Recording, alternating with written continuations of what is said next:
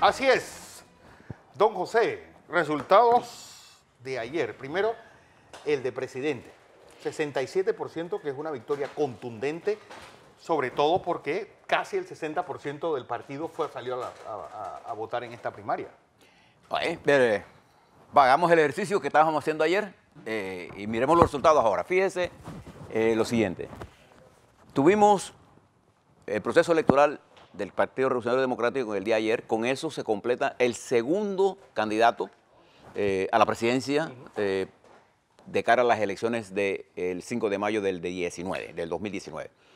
Nito Cortizo, Laurentino Nito Cortizo, ganó contundentemente con el 67%. Voy a hacer los números en general, para si acaso me equivoco un decimal, no hay ninguna intención. Pero en términos generales, 67% de una votación extremadamente buena, con el 60%, 60 punto algo, 60% para hacerlo redondo, significa que de 566.000 fue una votación buena, excelente, incluyendo que hubo lluvia. De manera que una oferta electoral que tenía miles de candidatos, eso es una importancia, porque no solamente presidenciales, sino 3.000, casi cerca de 3.000 candidatos, pero la movilización fue excelente. De manera que usted ahora a la primera cosa del índice de votación, póngale un ganchito y póngale excelente. O sea, la primera evaluación que tiene que hacer. La segunda que le decía era con qué porcentaje ganaba Nito Cortizo. Le decía que si era menor de 50%, se le debía dificultar el trabajo de la unidad. Ganó con el 67%, una victoria contundente de Nito Cortizo, lo que le facilitaría este proceso de la búsqueda de la unidad, siempre que entienda que la unidad es una categoría dialéctica. Pero creo que a eso usted le puede decir, entonces póngale un ganchito de que fue para él las condiciones. Primero, antes de hablar de la unidad fuera, tiene que hablar de la unidad dentro. No puede haber, usted no puede ir a pelear una guerra si en su casa, incluyendo guerra política, si en su casa, la suya, hay una guerra en familiar, usted está distraído. Si en su país hay una guerra interna y va a una guerra afuera, usted está distraído. Entonces, la primera cosa que tiene que hacer el candidato presidencial Nito Cortizo es poner en orden su casa. Algunas cosas que le van a complicar este panorama. En primer lugar, observe lo que ha pasado en las alcaldías, las 5 alcaldías de los distritos más importantes. En la alcaldía de Panamá ganó el exdiputado José Luis Fábrega por 50,1% la postulación. Él corrió contra la estructura del partido y lo dijo ayer mismo y ganó. Le ganó a Kivian Panay.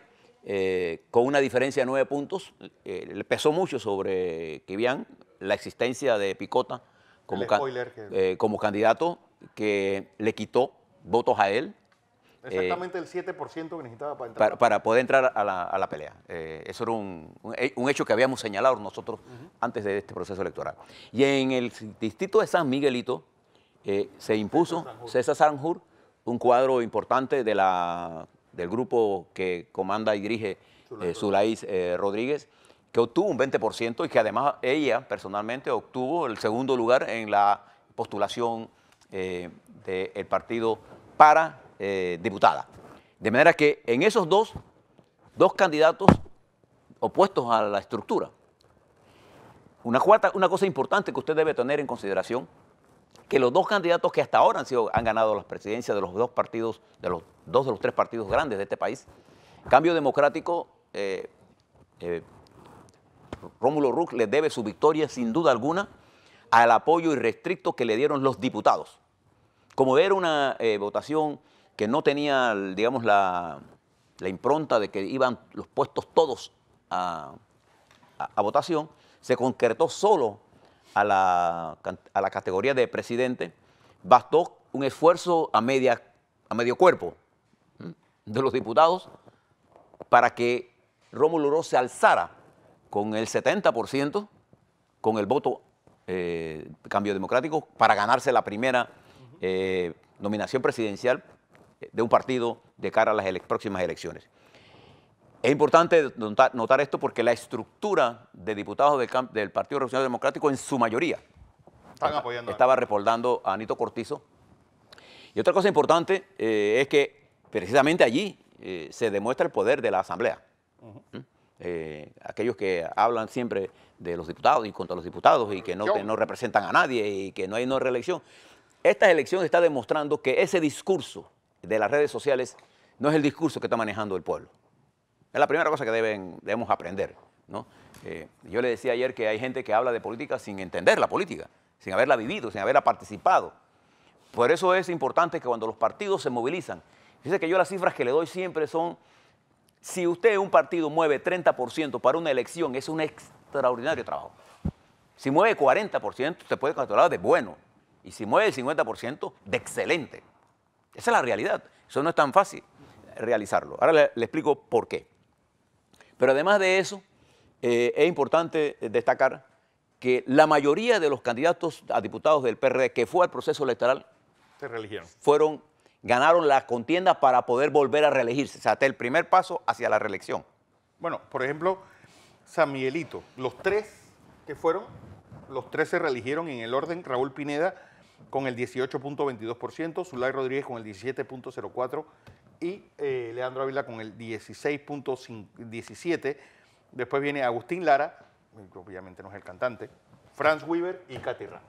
De los candidatos diputados que podemos destacar que perdieron, se encuentra el de Barú. Carlos Mota. Carlos Mota. Un buen cuadro. Un extraordinario diputado. La Crescencia Prado en el área indígena, que perdió. En Colón, entiendo que perdió la diputada Chelita Delgado. ¿Qué otro diputado más? Bueno, Quibián, que no corría como diputado, pero perdió en la alcaldía. ¿Cómo terminó en Colón? En primer lugar, el doctor Mariano López, con el 16.79%. Después Jairo Bolota Salazar, con el 18.73%. Iracema Dale, con 16.06%. Y Chelita Delgado, con el 14.65%. Es decir, de los 20 diputados que fueron a elección, más del 70% ganó la postulación para correr a opciones. Y de esos 70, de esos que ganaron, usted puede estar seguro que bajo el actual sistema de circuitos electorales tiene un porcentaje alto de reelegirse. Eso es un hecho político. De manera que la estructura le funcionó al Nito Cortizo y el trabajo que él realizó a lo largo de estos últimos 4 años en forma consistente dio pie para que él pudiera montar una alianza con estos sectores. Circuito de Penonomé. Tim Guardia se reelige con el 32.32% de los votos. En segundo quedó Daniel Ramos Tuñón. La diputada de Raiján también Canto. Rosa Canto. Y lo interesante es que no solamente se reelige Rosa Canto, sino que también pues vuelve Rogelio Paredes. Y en Chorrera vuelve doña Susana con 93 años. Y gana contundentemente Roberto Ayala en la Chorrera. Roberto Ayala, Roberto Ábrego y Susana Richa de Torrijos. Así que van a ser 3 personas que han sido ya diputados, van a hacer la oferta completa del PRD en la capital de la provincia de Panamá Oeste. Otro dato interesante es lo ocurrido en el circuito 87, donde Héctor Brands se convierte en el número 1 de la lista con el 36.24%, seguido del doctor Cristiano Adame, Carla García, Caco Picota y, bueno, Sara Montenegro estaría pendiente porque este es uno de los espacios reservados para las alianzas, donde había pues 16 candidatos a diputados. Entonces, ¿qué significa todo esto? Significa desde el punto de vista de lo que pasó ayer, primero, sin duda alguna, Laurentino Cortizo gana ampliamente y gana bien, gana sólido. Hay un gran perdedor, Ernesto Pérez Valladares, que su discurso entusiasmó a sectores no PRD, no movió la estructura. Ahí se demuestra, pero incluso Ernesto Pérez Valladares, que lanzó la consigna de no a la reelección y de terminar la no reelección, compró el discurso de las redes sociales y lo dijo en una entrevista y se había unido con Juan Carlos Navarro. Todas estas acciones provocaron un voto negativo.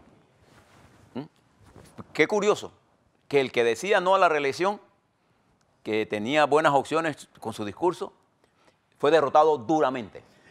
Duramente. La gran lección es que la realidad virtual no es la realidad real. No nos engañemos. Es una cosa de lo que usted lee en las redes y una cosa de lo que está pasando en la vida real. Por eso es que hay que ser muy cuidadoso y no dejarse llevar por las emociones y todos los tweets que usted está viendo, todos los que van discutiendo, que creen que porque yo dije no a la reelección y hay una tendencia de no a la reelección, bueno, eso no se expresa en la vida práctica.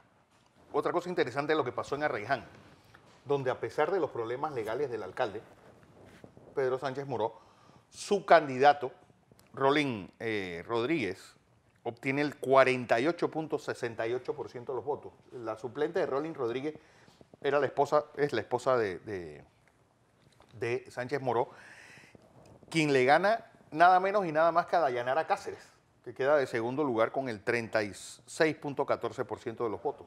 Alguien que también venía de la estructura de los representantes del distrito de Arraiján. Entonces, le voy a dar una tareita para que usted lo vaya haciendo, para que todos pensemos y vamos a la realidad.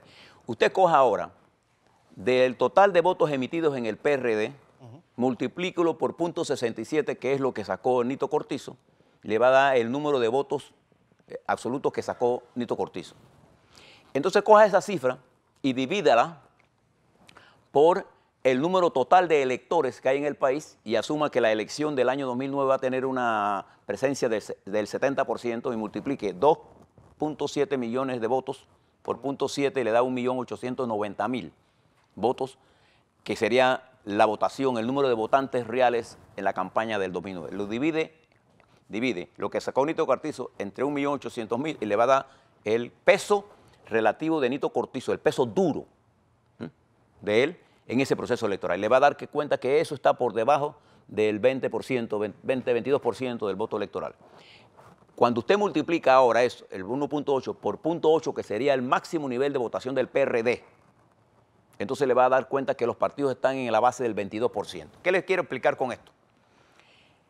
Que es a partir de esa base donde el candidato va a poner votos. O sea, los PRD, asumiendo que el 100% del PRD vota Nito Cortizo, que no pasa así, ni en el PRD, ni en Cambio Democrático, ni en el panameñismo. Entonces el problema de Nito Cortizo va a ser A, unificar su partido, B, su discurso tiene que trascender el PRD. Nuestra amiga Guadalupe Castillero ha hecho una tesis sobre todo esto, y tesis que yo comparto, en el sentido de que es el candidato que más independiente esté de su estructura partidaria, el que puede movilizar al electorado independiente y sobre todo y particularmente al electorado joven, que representa entre 39 hacia abajo cerca del 40% del electorado nacional. Esas son las cifras. ¿Qué es el discurso que enamora a esos jóvenes? ¿El discurso anticorrupción? No. ¿El discurso de la lucha partidaria? No. Ese comunicado del Partido Panameñista, que entiendo no esté compartido por los candidatos presidenciales de ese colectivo, no es el discurso que le interesa al electorado. Sí, eso es. Es un discurso fuera de... La bandera de... Sí, eso es para satisfacer discusiones tontas. Las elecciones aquí va a ser sobre, en el caso de los jóvenes, qué oportunidades, qué opciones se le abren con la nueva estructura política que surja, de cualquier lugar que surja, para efectos del empleo a los jóvenes, para el efecto de la incorporación de la mujer y el hombre a la vida activa, a la creación y construcción de su propio destino. Ese discurso que enamore está en proceso de desarrollo. El dirigente o mujer o hombre que tenga la mejor capacidad para entender esto, tendrá mejores opciones presidenciales. Bien, dicho esto, vi que el discurso del presidente, del candidato Cortizo, al hablar anoche decía, hay 3 principios que guían su campaña. Prohibido, mentir, robar y traicionar a la patria. Esto es un eslogan tan simplista, porque que robar está prohibido. Robar no es una cosa que yo tengo que... Y no se prohíbe que el hecho que incluso la legislación panameña, amigo Nito, el robo es un delito. Y no porque esté en la ley la gente deja de robar. Mentir. para poder que exista la verdad tiene que haber la mentira. O sea, la dialéctica de la vida. Para que haya luz tiene que haber oscuridad. Para que haya verdad tiene que haber mentira. O sea, tiene que haber...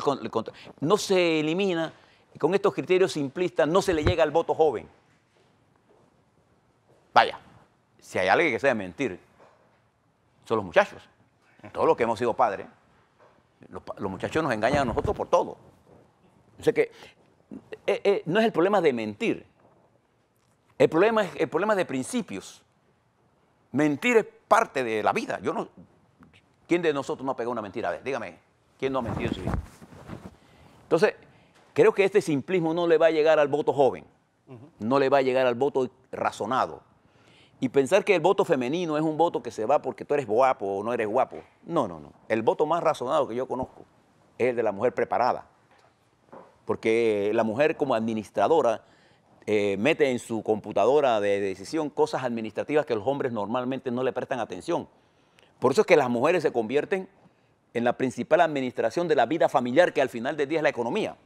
Y usted se fija que casi la mayoría de la propaganda está dirigida hacia ellas y hacia los muchachos. Entonces, creo que tendrán que hacer afinamientos en este sentido. Lo importante de ahora es que se define ya Rómulo Ruz como candidato de Cambio Democrático y el 30, el Partido Cambio Democrático irá a elecciones, es el partido que más puestos ha reservado para una futura alianza. El PRD tiene muy pocas. Bueno, que no solamente Cambio Democrático está reservando la alianza, sino que está reservando los puestos de toda su bancada. Y creo que esa es una apuesta que le va a hacer daño al partido porque no lo inmoviliza.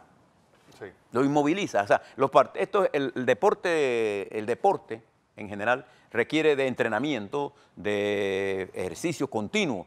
La política necesita de la movilización de los cuadros. Lo que hizo el PRD ayer fue un excelente ejercicio de movilización de cara al próximo torneo electoral y le fue bien. Ahora vienen otros partidos, particularmente el Partido Panameñista, el 28, que va con toda la oferta. Entonces vamos a comparar ahora estas movilizaciones. El FAP, que va con las ofertas que tenga presidenciales, vienen otros partidos, pero es precisamente la capacidad de movilización, de ese ejercicio masivo, es el que tensa la estructura partidaria. El problema es que hay mucha gente hablando de los partidos y nunca ha tenido vida partidaria. La gente piensa que los partidos, la gente toda es ladrona. No, no. En los partidos políticos hay miles de hombres y mujeres, en todos los partidos, cuyo único interés es el desarrollo de la nación. Créalo. Y mucha gente, el voto urbano y el voto rural, la característica es que el voto rural tiene un mayor nivel de fidelidad. El hombre del campo, cuando empeña su palabra al hombre y a la mujer, es porque se la va a dar. En la ciudad, el voto no es fiel, es más, se mueve en función de los intereses porque es mucho más contestatario, es mucho más... por eso es que la política en las áreas metropolitanas, a los políticos les gusta hacer política en el interior porque ya todo el mundo te trata bien. Acá, mi querido amigo, y a Santa Ana y al Rofeo, a Colón, a lo que sea, porque la vida urbana es mucho más compleja. Tiene otra dinámica. Tiene otra dinámica, tiene otras aspiraciones. Y mire usted ahora, ¿cómo Nito Cortizo puede resolver estos problemas? Bueno, yo le decía ayer, utilizando el PRD, pero el PRD de estos principios. El PRD de la prudencia, P para prudencia, R para respeto y D de diálogo. No es de venir a imponer líneas, no es el problema de venir y respetarse, no. En la medida, y todo este proceso ha llevado a mucho irrespeto. Entonces, cuando hay irrespeto, la violencia verbal es tan mala como la violencia física. Entonces, para reconstruir esto, se requiere más que palabrería hueca, se requiere un discurso, un entender, porque la dinámica política electoral está determinada, Fernando y estimados televidentes, por cosas que le interesan al elector. ¿Qué le interesan al elector en este momento? Primera cosa que le interesa al elector, empleo. El empleo es la base de la preocupación del panameño hoy y particularmente del panameño joven, de los muchachos y muchachas que salen de las universidades y que intentan formar familia. Su principal problema es empleo con una remuneración adecuada. El siguiente problema más importante de la comunidad panameña es la seguridad. No es la seguridad nada más frente al problema de narcotráfico, que es lo que obsesiona al Consejo de Seguridad. No, es la seguridad como la mira el ciudadano.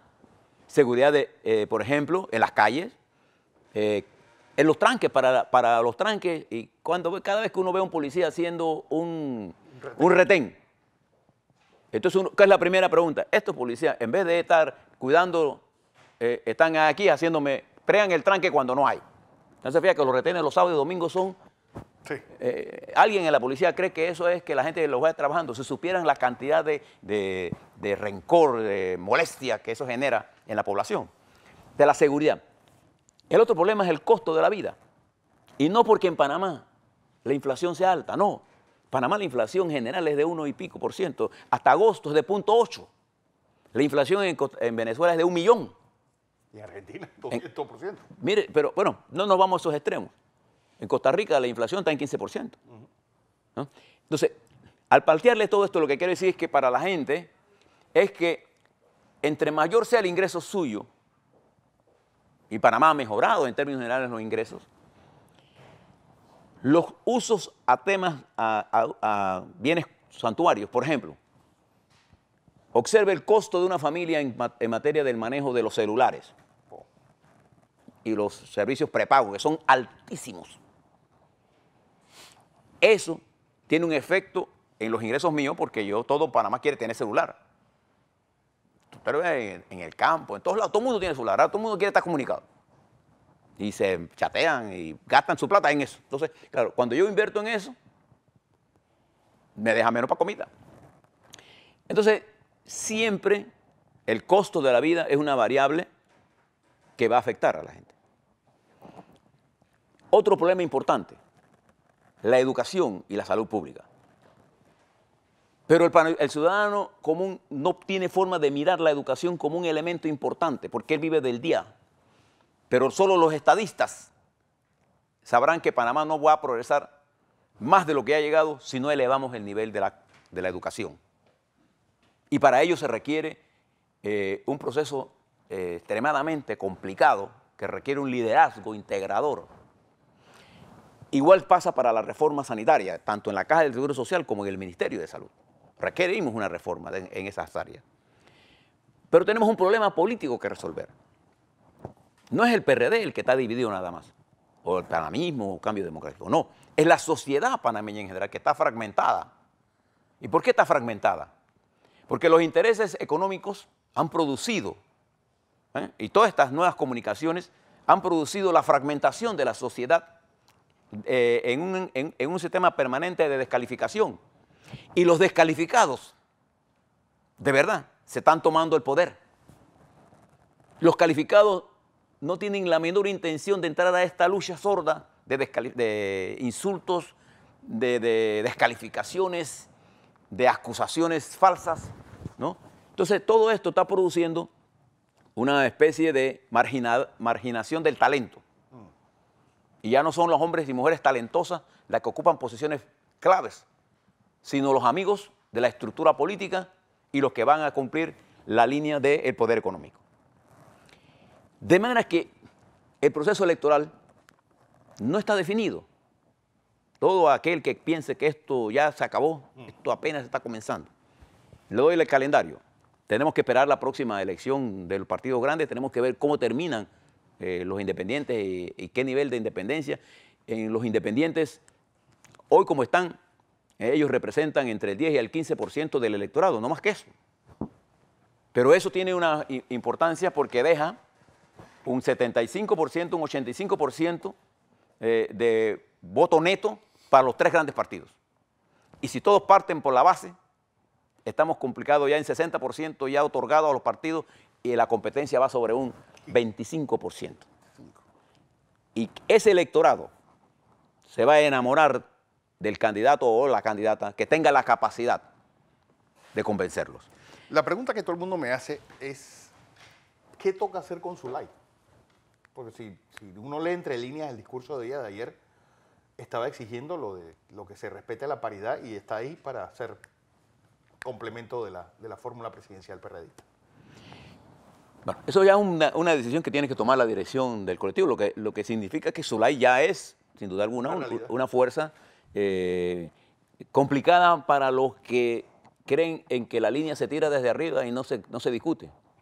No, Zulay es una dirigente contestataria, tiene su propia agenda, como todos los dirigentes políticos, cuando yo hablo de que no, es que él tiene agendas y todos tenemos agenda. El que no tiene agenda no va para ningún lado. Entonces, yo creo que ahí eso es parte del liderazgo que tiene que demostrar ahora, primero al interno Nito Cortizo, ya demostró con su victoria que surge una dirección y ahora él tiene que tener la capacidad de reagrupar sus fuerzas con el menor desgaste posible. Él puede tomar la decisión de incorporar o no y puede hacer un cálculo si le conviene o no. Todo depende de él, no depende ya de más nadie. El trabajo de nosotros es analizar lo que él haga, no decir lo que él tiene que hacer. Bien, mientras eso está pasando, en ese proceso electoral que culminó ayer, algunas cosas quedaron en evidencia. Uno, la capacidad del PRD y el aislamiento que se le quiso hacer no tuvo efecto. Dos, la teoría de la no reelección quedó invalidada. Fracaso. 3. La Asamblea se recompone ahora con un nuevo problema para el Ejecutivo, que es que del discurso de ayer de Cortizo se desprende una línea dura de enfrentamiento a Varela. Ese enfrentamiento, su primera versión la vamos a ver en la Asamblea Nacional. Porque yo puedo decir, yo soy oposición, pero si lo que pasó en los primeros 3 años no fue eso. Entonces, creo que ahora hay un problema. Si el presidente Varela no hace una lectura correcta de lo que está ocurriendo, la Asamblea se podría convertir en el nuevo focus. ¿Y cuál es el problema que esto le plantea a Nito Cortizo? Que las direcciones de los partidos no están en manos de los candidatos, están en manos de los diputados. Las 3 direcciones de los 3 partidos están en manos de los diputados. Entonces es la pugna interna en la Asamblea con el Contralor y con el Presidente de la República lo que va a determinar la conducta de la Asamblea ahora. Y eso con independencia de lo que le convenga o no al candidato, quien sea el candidato del PRD, del panameñismo o de Cambio Democrático. Y esa realidad va a moldear la dinámica electoral. Súmele a eso los procesos judiciales que están en desarrollo en la Corte Suprema de Justicia con Ricardo Martinelli, en el Ministerio Público con un número importante de cambios democráticos y que va a limitar las posibilidades de alianza con Cambio Democrático con quien sea. Además, súmele a eso que el sector independiente representado en los candidatos que hoy podrían ser y que está a punto la Corte Suprema de Justicia y la información que disponemos que la Corte Suprema de Justicia estaría dispuesta o estaría ya en la decisión de que todos los candidatos a presidentes por independientes que logren el 1% en la búsqueda de firmas, todos serán habitados para ser candidatos, de manera que pueden ser 5 o 6 más, en vez de 3. O sea, acuérdense que la ley electoral dice que la base es 1%, pero los 3 primeros y los otros no. La Corte estaría diciendo, todos los que lleguen a 1% podrán correr. Eso es lo que, la información que disponemos, lo que significa que en el proceso electoral del 2019 podríamos tener un mínimo de 7 candidatos y un máximo de 9. Y eso va a fragmentar el voto y va a dejar a los partidos con un techo que va a depender mucho del dirigente, de a quien usted le crea, la capacidad de dirección, la experiencia, el discurso. No serán frases lindas, no, será aquel que realmente le llegue al proceso electoral. Súmele a eso el complejo marco internacional. Fíjese que la semana que terminó, no por la elección del PRD, ha pasado el tema, por ejemplo, de la Embajada de China. Hoy aparece en el periódico La Prensa de Panamá una entrevista a la señora encargada de negocios de los Estados Unidos, Rosana Cabral, Que no está aquí en Panamá. que ya está, no, sí. ¿Volvió? Sí, está. Que le hizo la periodista Rita Vázquez. Les recomiendo que se lean esa entrevista y la lean con detenimiento. Porque en esa entrevista, ella calculadamente se la dio a la prensa, no se la dio a más nadie. Pero en esa entrevista, ella está expresando el punto de vista oficial de los Estados Unidos, en donde dice las preocupaciones que los Estados Unidos tienen con respecto a China Popular. No comparto algunas de las preocupaciones de ella, pero esa es la preocupación que ellos expresan. Entonces, los Estados Unidos no quieren aplicar a nosotros una norma que ellos no aplican e imponiéndonos a nosotros cosas, pero es importante entender cuál es la verdadera preocupación de ellos para poder entender qué debemos hacer nosotros para disipar esa preocupación de ellos. Y uno de los temas que ella habla es de la transparencia y del problema de seguridad, e incluso utiliza el argumento del Comando Sur. Les recomiendo que lean esta entrevista que aparece hoy en la página 4A del periódico La Prensa. Está en titulares en primera plana, pero la entrevista completa aparece en el periódico La Prensa en la página 4A. De manera que este complejo problema hay desarrollo. Hay quien me preguntaba ayer si ya con esto tenemos el presidente del 2019. Estamos muy lejos de eso. Créamelo. La dinámica, por todo lo que usted ve en las redes sociales, el hecho que yo altere la realidad no me dice que la alteración de mi realidad ha cambiado la realidad. Aquí hay temas que han salido en las redes sociales, ¿no así? Y que no han tenido ninguna consecuencia, porque no hay liderazgo. Y ahora el país sí, cuando pase la primaria del PRD, van a ocurrir, los panameñistas terminen las primarias, van a ocurrir lo que tiene que ocurrir. La constitución de los problemas de alianza, la constitución de las ideas que vienen. Viene la cita grande de la JMJ. Viene toda una serie de eventos de dinamismo. Vienen todas las inauguraciones del gobierno. ¿Qué efecto tendrá eso en el electorado? Vamos a ver todo eso. Todavía estamos muy lejos de todo eso. Hay mucha gente que publicaba encuestas que ponía a Valladares casi prácticamente empatado. ¿Usted vio el empate ayer? ¿No? Entonces, como diría Cervantes, back to reality. Back to reality.